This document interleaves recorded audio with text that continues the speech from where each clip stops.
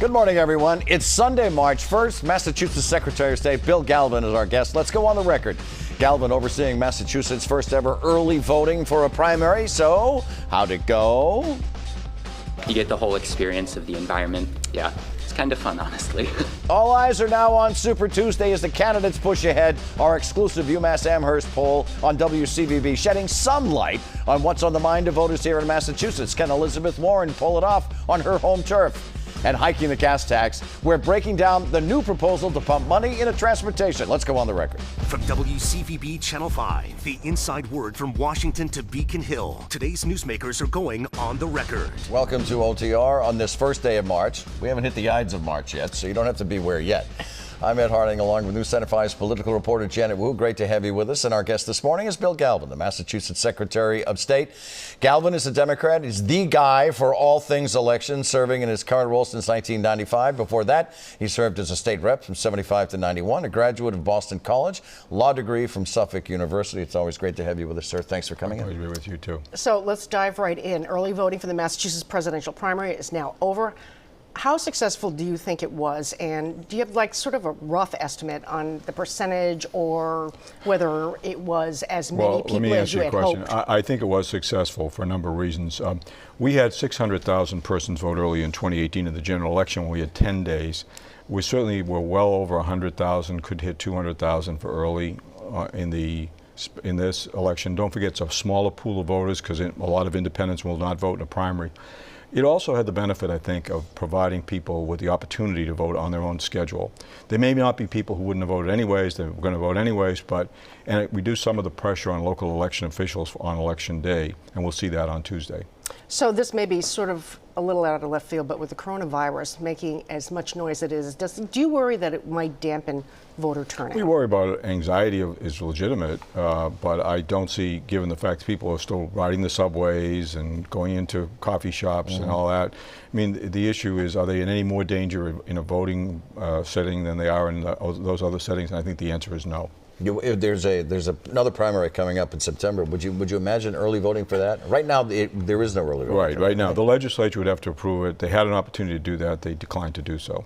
So let's talk about the caucuses and the primaries. And as you well know, and as you well know, they are two completely different animals. Right. So when you see the chaos that you saw in Iowa, the delays perhaps in Nevada even, what, if any, worries do you have about Tuesday here? Well, I always have worries because you have literally millions of people doing something they don't do every day.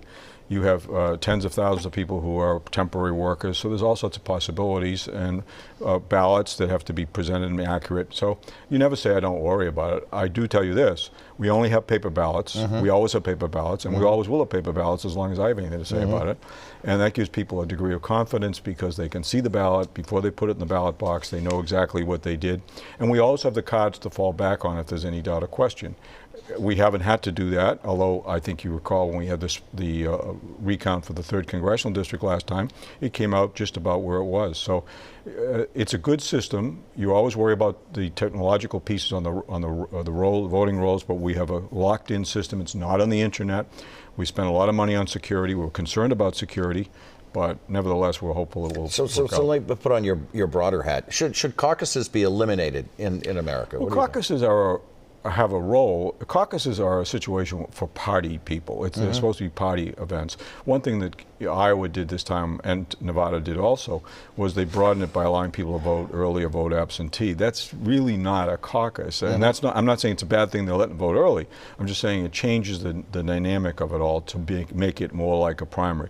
Primaries are simpler. I mean, everyone gets one vote, and we don't have to worry about transferring one vote from one candidate to another, as they do in Iowa or something like that. And obviously, tabulation becomes that much easier.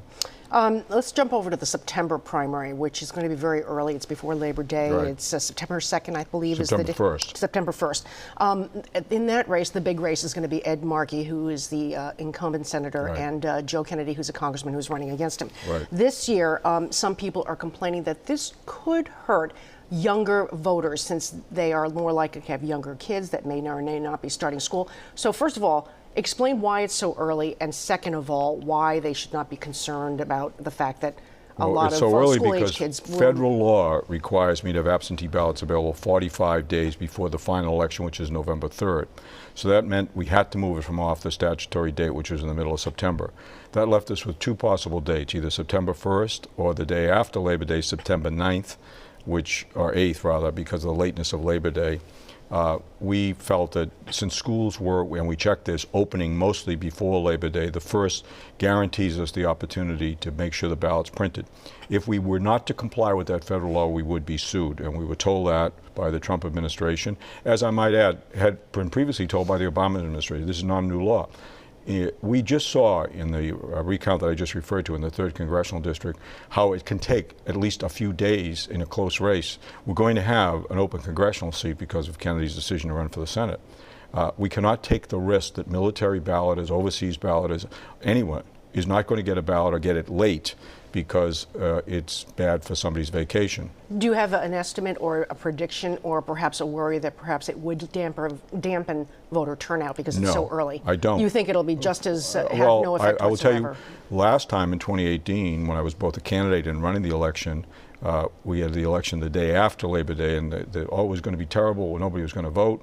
Well, we had a great turnout. We had a record turnout. People will vote. I think the school opening piece is the most important part, and most schools in Massachusetts, because of the lateness of Labor Day, will be opening before Labor Day. So let's look, in the year 2020, what is the wisdom of having a primary on Super Tuesday in March, a primary on September 1st? Why not have one primary, a national primary? Why not? You're Well, asking. there's two different questions. The national primary, through the years, have proposed various groupings of states on, and effectively we have that already on March 3rd. It's Super a Tuesday, big day. effectively, yeah. But I proposed it regional primaries. You have to get cooperation not just from the national parties, which remarkably that you can get to some degree, but from the states. And states don't want to give up their unique position, whether it's New Hampshire or Iowa or Nevada or South Carolina or anybody else. So that's a problem.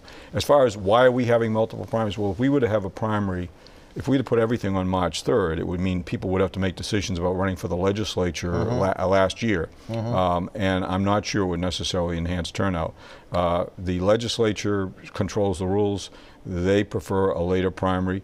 There's been some discussion of a June primary. That would be reasonable. What I would be opposed to would be a primary during the summer. I mean, some states are having their primaries in August. That is not a good idea. Yeah. You alluded this to a little bit earlier when you were talking about paper ballots and possible problems with internet interaction.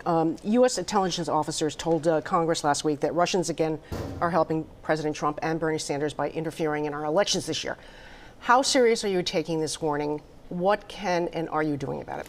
Well, we're very serious about it. We've spent a lot of money, millions of dollars, building firewalls around our system. I mentioned earlier our voter registration records, which is the only thing that could be this and was in fact the 16 target, are not on the internet. We're not on the internet. Having said that, we continue to repel outside activity. We have blocked certain countries. I'll leave you guess which ones. And we continue to put up firewalls, and we have noticed higher traffic. So we're well aware of it. We're policing it. Am I going to tell you that I'm guaranteeing nothing's going to happen? No, of course not. And I'm not just worried about foreign countries. What about some genius over at MIT who suddenly decides he's got to prove or she's got to prove something by breaking into our system? We feel it's secure. Do you see very many attempts to break in? We have seen an increase in traffic over the last... Percentage-wise, 10%? Well, interest, you're into 20%? percentages, I'm into numbers. I'm just telling you it was a significant increase, Interesting. which we've reported to Homeland Security, as other states have. We're going to turn now to the OTR prop quiz. Fine.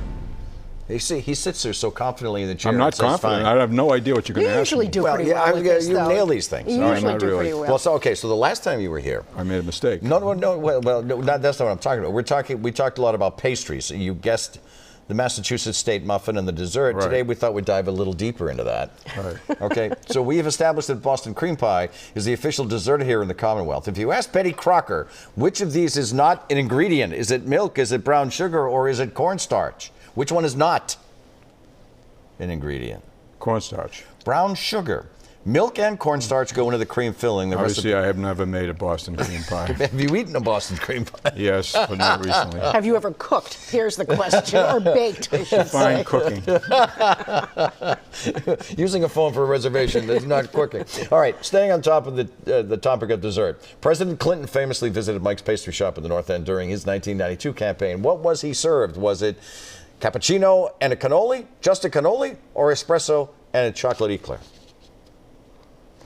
Clinton, just a cannoli. It was the cannoli and cappuccino because he walked in and said, "What's your specialty?" And by the way, 18 months I'm later, doing terribly, but I'm not embarrassed. You know, Go ahead. we continue on the record with the Secretary of State. Stay with us.